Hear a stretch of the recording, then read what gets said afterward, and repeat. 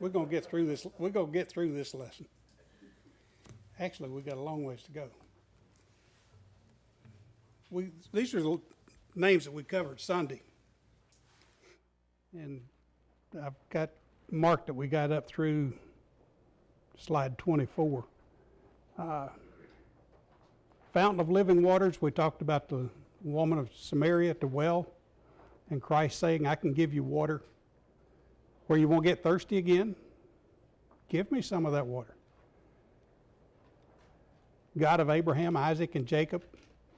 You know, Abraham was called a friend of God. Isaac saw Abraham's faith firsthand. He was laying on the altar tied up with a knife coming down at him when God stopped him. Jacob had similar encounters with God. He wrestled with him, but he saw him up close and personal. The God of all comfort, we talked a little bit about that. We all need comfort. We all need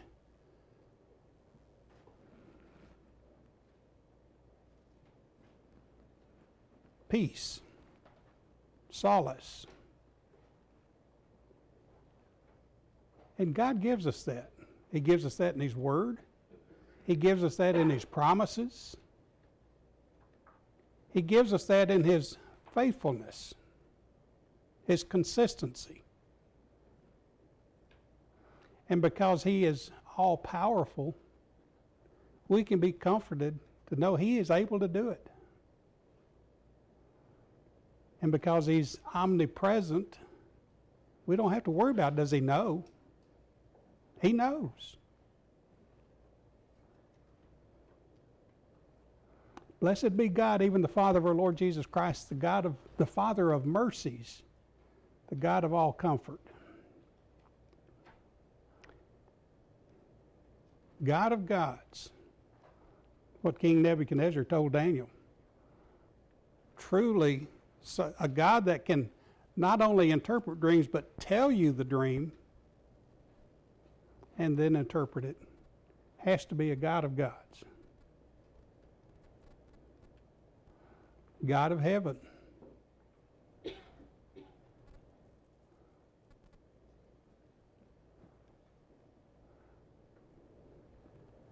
This was Nehemiah, and it came to pass when I heard these words, I sat down and wept, mourned certain days, and fasted and prayed before the God of heaven, the creator of heaven. Nehemiah's reaction upon hearing the news about Jewish exiles who were able to return to their homeland after 70 years of slavery, captivity.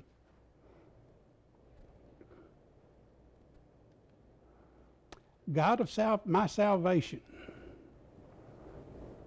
Although the fig tree shall not blossom, neither shall fruit be in the vines, the labor of the olive shall fail, the fields shall yield no meat, the flock will be cut off from the fold, there will be no herd in the stalls. Pretty dire situation, sounds like. Yet I will joy in the God of my salvation. Times can be real tough, and Habakkuk is saying that. But I will have joy, I will joy in the God of my salvation.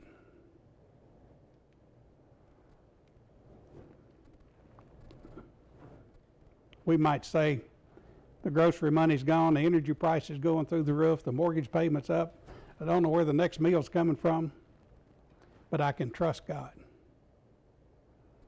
What's he say in Matthew about the birds, the flowers? Solomon wasn't arrayed like the flowers. The birds don't have a meal plan. They don't have a grocery store, yet God provides for them.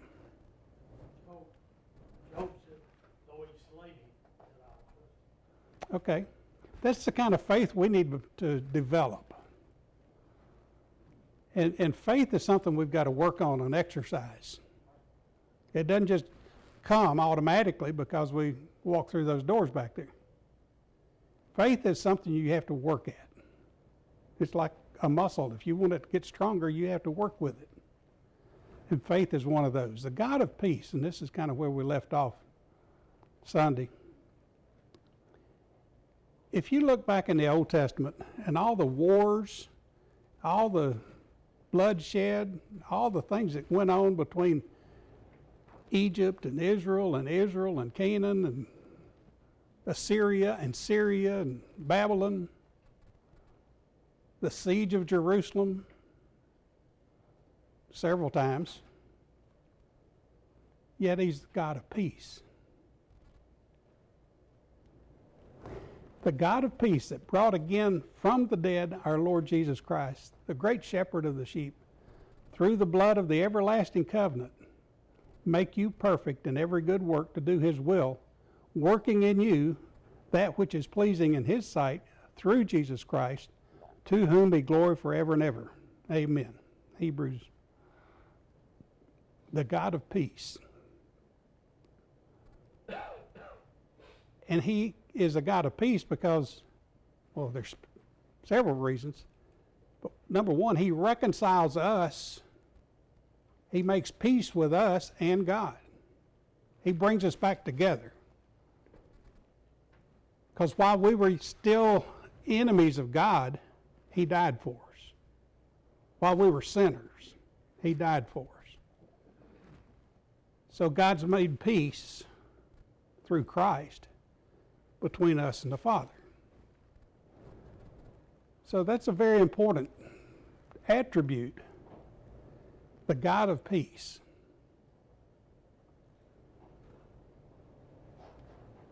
Some people think of peace as the absence of conflict, but peace is the inner tranquility of those who place their trust in God. God is the God of peace because we've been redeemed by the blood of the Lamb, making it possible for us to be justified by faith. What other passage in the New Testament can you think about where it says peace? What's Philippians say about peace? A peace that passes understanding. It's beyond comprehension. I don't understand how he can do that. But through Christ, he's given me a peace, a calmness, an assurance that he's my Father in heaven and that Christ is my advocate. The Holy Spirit is a witness for me. And we're going to see all of those attributes as we go through this. But that's part of the peace, the God of peace, and part of the peace that he provides. He made it possible for us that were at odds with God to be at peace with God, to be redeemed, put back into a right or good relationship.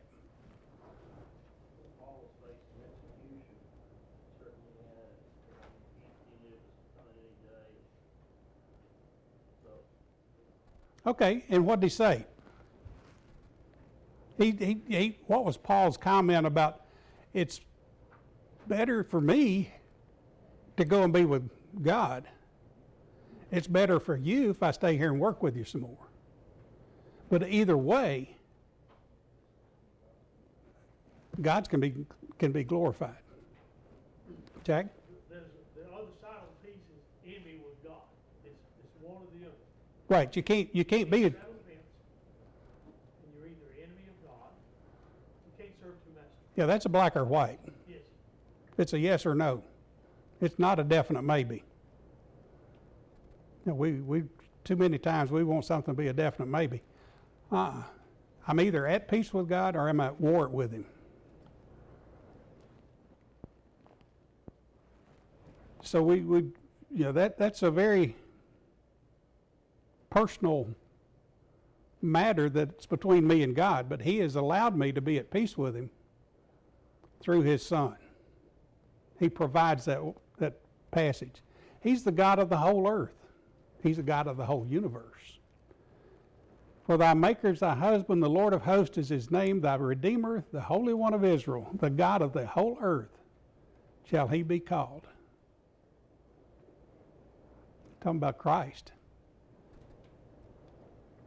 God has unlimited jurisdiction. His authority is not limited by space or by time. The gods they worship the idols they worship were generally limited by region or scope. But our God, Jehovah God, is omnipresent. The psalmist declares the earth is the Lord's, the fullness thereof, the world, and they that dwell therein. God says, I own the cattle on 1,000 hills. I own every animal out there. You know, when he was, Micah and some of the other prophets, they're saying, what can you bring to God? He owns it all already. But Micah answers that question in Micah 6:8. What does God want from you? What does he want from me? Do justice, do the right thing. Be kind, mercy. Walk humbly before God. That sums it up, and I can do those things. Now I need to dig back in and say, okay, what all does that involve? But that's what God wants from me. He has the right to ask that. The God who sees. And she called the name of the Lord that spake unto her, thou seest me. Who said this? Hagar said it. Eve.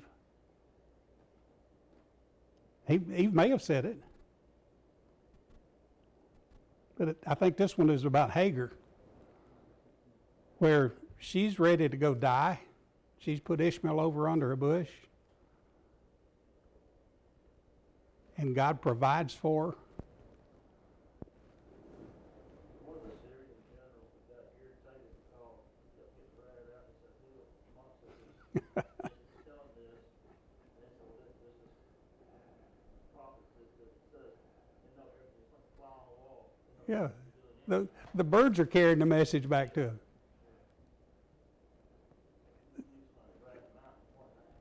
No, it's because God knew. God who sees.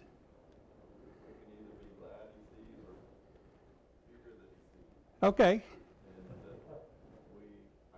hope should be glad that he sees, because passages like Second Peter 2:9 says the Lord knows how to rescue the righteous. He knows what's going on in your life to be able to do what needs to be done to show you that door that you need to see or whatever. And if he's not watching, then we're really in trouble. Okay, let's go back to my 2-year-old. What do you start if the 2-year-old gets real quiet and they're not taking a nap? Is that concerning? Yeah, what's he up to? Probably not much good. But if he knows mama's watching or dad's watching and can see me, my kids thought I could see around corners when they were small. It wasn't because I could hear what they were doing. See, John was deaf in one ear and couldn't hear out of the other. He couldn't hear all the noise he's making. But I could. I could hear him when he opened the refrigerator door, and I'd say, "John, what are you doing in the refrigerator?" "How'd you know I was in the refrigerator?"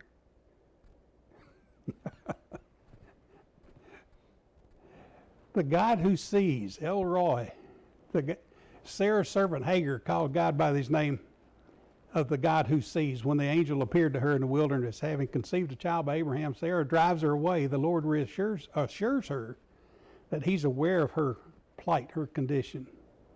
And he would bless her, and that Ishmael would be a great person. Her son, meaning God bears, Ishmael, shows that God's not a distant, detached God who refuses to get involved in our lives. He sees our needs, hears our prayers, comes to our aid in times of trouble. God provides. And we're going to have a lesson on providence. Look at the word. Providence is providence.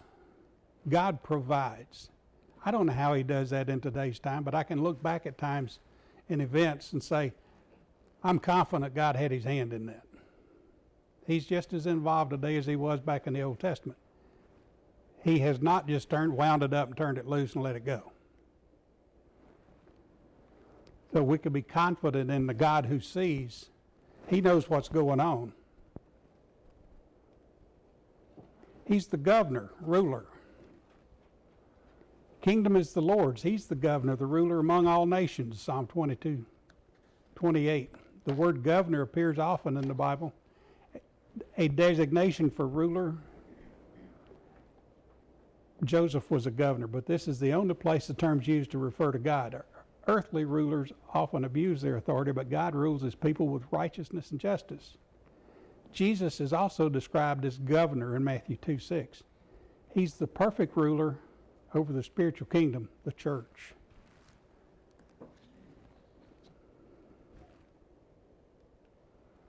He's a guide unto death. For this God is our God forever and ever. He will be our guide even unto death. He will not only lead us in life, but he will lead us through whatever happens, even death. The unknown author likens God to the shepherd who leads us in Psalm 23, even though the experience of death. The Psalm 23 says, yea, through the valley of the shadow of death, I will fear no evil. Thy rod, thy staff, they comfort me. And if you look at those terms and define them, what's the rod used for? Correction. Smack them in the head if they're not behaving. What's the staff used for? For inspection. They use that staff to pull the wool back, look at them, check them for parasites. Thy rod and thy staff comfort me. Even though I'm being led through the valley of the shadow of death. Jeremiah calls him the guide of my youth. Proverbs tells us, while we're young, seek God. Get wisdom, and with your getting of wisdom, get understanding. Chapter 2 in Proverbs personifies wisdom.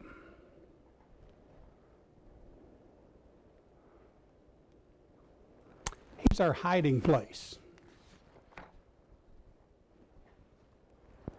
What do I need to hide from? What do I need protection from? I need protection from evil. I need protection from Satan. Thou art my hiding place. Thou shalt preserve me from trouble. Thou shalt compass me about, encircle me with songs of deliverance. Selah. What do we say Selah means? Pause. Stop. Think about it. This is where draw near unto God is a big help in this, in that the closer you get to God, the further you are from Satan. Okay. And he gives us, throughout scriptures, good advice. Look at 2 Peter 1. There's a whole list there. It says, add to your faith virtue, add to your virtue knowledge, temperance. What are those? Those are building blocks that separate you from Satan. They separate you from evil. And he goes on to say that if you do all these things, he uses a double negative, you're neither blind nor unfruitful. If you use a double negative, turn it around to a positive. If you do these things, you can see your pathways illuminated, you're fruitful, you're producing.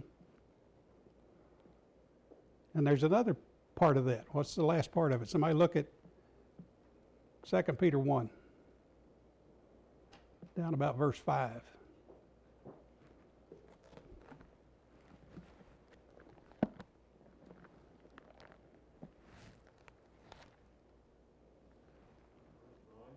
Or verse 9, correct. For he, hateth, for these scholars are years and are increasing, they render you neither useless nor unfruitful in the true knowledge of our Lord Jesus Christ. For he who lacks these qualities is blind and short-sighted and has forgotten his purification from his former sin. Okay. I'm not sure if that's what you were after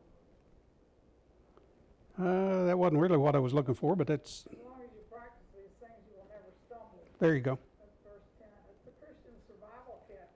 Right. It's the tools we need to help keep us steady, steadfast, in a safe position. To become mature. To be mature. Now, if I'm going along and I'm building, to me, that's like building a wall. It's a continual process. I never get finished with it. But my faith grows, that foundation gets a little bigger. I can add more of the patience, the other qualities there. What happens if I leave one out? I've got a hole in my wall. What comes through holes? Problems. So I need to go back and look at myself pretty regular and say, okay, how am I doing with those? Scott? I think of a hiding place here too as a place when we're not in the hiding place, we're always on guard. We're always careful, watchful. It can be very stressful sometimes. The temptations are all around us. The ways people stumble. So if I go to my hiding place, I can relax and let that guard down, and the Lord comforts me. In time of prayer, in time of meditation, when I'm alone and I'm in a hiding place. So I go to God and call Him my hiding place. I can let these things go for a while. Okay, and we might use the term safe place. It's where I can go and not be concerned about what all else might be going on. It's where I can go and open my heart to God. It's where I don't have to be concerned about evil in that environment. But we might call that not a hiding place, but a safe place. And I'm talking about spiritually. During his early days, David had to flee for his life from Saul. He even hid in a cave. Cave could not provide David everlasting protection, but he could trust in God to be his hiding place. There's no safer place than to be under the protection of a loving, benevolent God. When I'm praying to God and giving thanks to Him and offering Him praise and adoration, Satan can maybe distract me. And sometimes I'm easily distracted. Squirrel, something shiny, whatever. But when I'm focused on God, I'm in a safe condition. I'm in a safe place.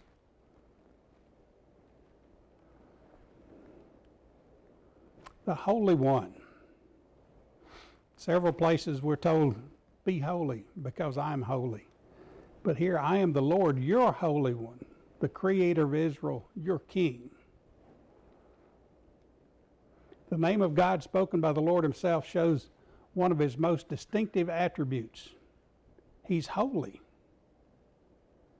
The Hebrew word expresses the idea of separation. God is separated from and exalted above all earthly things. God is separate or holy in His very nature. We sing a song, holy, holy, holy. Isaiah says, holy, holy, holy is the Lord. The vision of God's holiness makes Isaiah aware of his own unworthiness. And if you read the prophets, he says in his vision with God, I'm a man of unclean lips. I can't even talk. And yet God sends an angel with a coal, touches his lips and said, okay, you can talk. You've been cleansed. God seared his lips with a hot coal. This appears to symbolize God's purging of Isaiah's sins. In addition to calling God the Holy One, Isaiah also refers to him several times as the Holy One of Israel, Holy One of Jacob. And if we're spiritual Israel, he's our Holy One of Israel. He hasn't changed.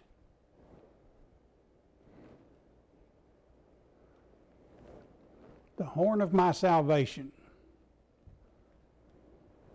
The Lord is my rock, my fortress, my deliverer, my God, my strength in whom I will trust, my buckler, the horn of my salvation, my high tower.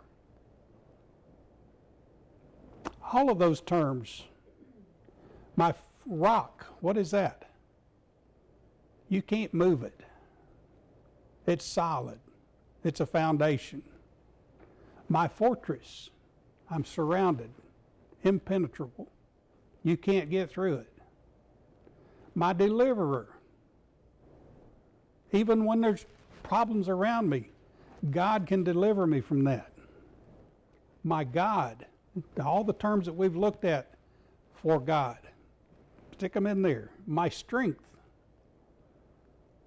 I can't, like Paul says, I can't do this myself, but I've finally matured to the point that I understand that in my weakness, if I let Christ, he'll work through me.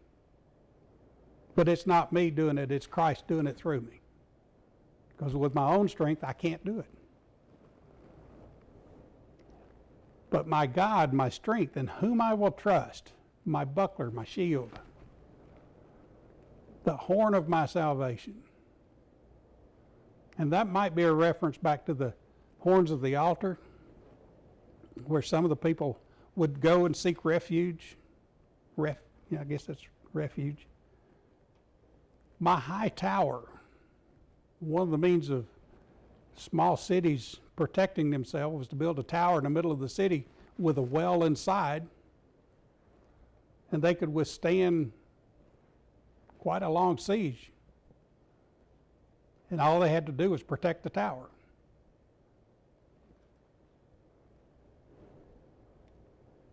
David writes the psalm to express his praise to God for saving him from his enemies and from Saul. In David's time, the horn of an animal was a symbol of strength.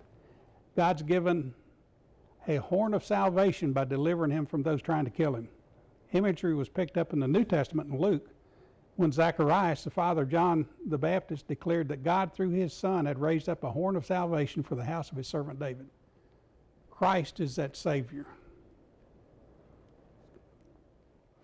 Husband, behold, the days come, says the Lord, that I will make a new covenant with the house of Israel, with the house of Judah, not according to the covenant I made with their fathers in the day I took them up by the hand to bring them out of the land of Egypt, which my covenant they broke, although I was a husband to them, says the Lord. The name of God appears in connection with the prophet Jeremiah's description of the new covenant that God will make with his people. He led them out of Egypt through the wilderness like a loving husband cares for his wife. He would provide even more with the sending of the Messiah. God is a loving husband who provides protection like a husband would for his wife and children. He cares. It's personal. It's close. Husbands, are we doing that?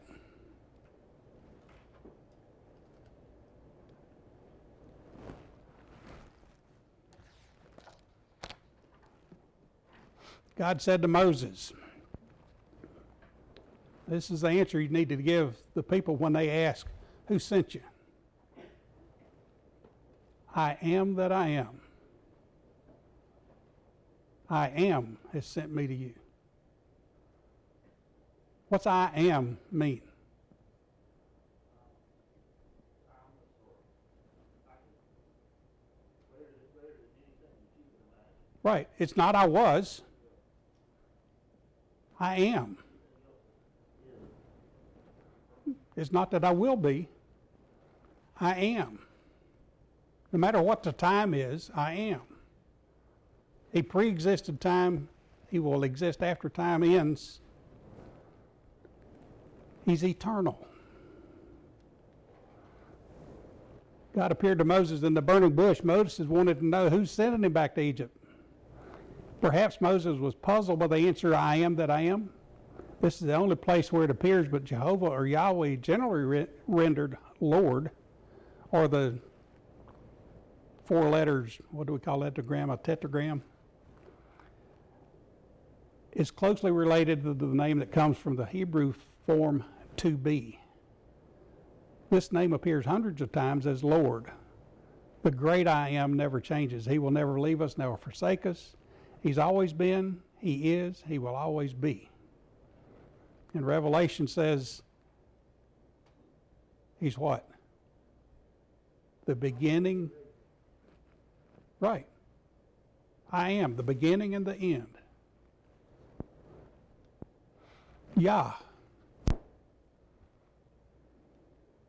Sing unto God, sing praises to his name, extol him that rideth upon the heavens by his name Yah, and rejoice before him. Jehovah. Hallelujah. Pronounced Yah, it's a shortened term of the Hebrew title Jehovah, which is rendered as Lord in most translations. The word hallelujah derives from this and means praise the Lord. Note, we should be careful how loosely we use the phrase. Sometimes you hear that pretty, hallelujah, for some pretty trite reasons. Jehovah, and I appeared to Abraham and to Isaac and to Jacob by the name God Almighty. But by my name Jehovah was I not known to them. Abraham, Isaac, and Jacob didn't know Jehovah. They knew the Lord. Jehovah came when Israel was formed into a nation with Moses. With these words, God reassured Moses that he would stand with him, give him the strength and power to lead the Israelites out of slavery. He had already given Moses this promise at the burning bush, but Moses needed encouragement as Pharaoh had rejected his first request to release the Israelites. God will not allow Moses to fail. When God makes a promise, we can count on it. And Carlos, looks like you're going to have a bunch of slides to cover for Sunday. Well, before we get too far away from this, a lot of the first 5 books are written by Moses. So that's when the law, the 10 Commandments were instituted. So the reasoning that some have said that they were afraid to write, afraid to speak, to make the Lord listen be used in vain. That came before the law of Moses? That's a question. The patriarchs knew him as Yahweh, or the Lord. Jehovah wasn't used until the time of Moses. But the Israel was afraid to use the Yahweh, the gamma tetragram, the 4 letters JHWH. They didn't want to say it. They didn't want to write it. Their concern was that it was so holy they couldn't even use it. Right. But yet God tells us, come to him like a father. That we don't have that. Right. Okay, slide 37 is what I got to. Marcia and I will be gone Sunday and Wednesday. Carlos is going to take the class.